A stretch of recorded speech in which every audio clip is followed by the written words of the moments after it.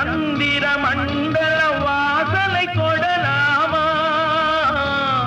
மாண்டு கிடக்கும் மனிதனின் மேனி மறுபடி எழலாமா என்றொரு காலம் ஏங்கியதுண்டு இன்று கிடைத்தது பதில் ஒன்று ஞானம் பிறந்து வானில் பறந்து மீண்டு வந்தான் உயிர் கொண்டு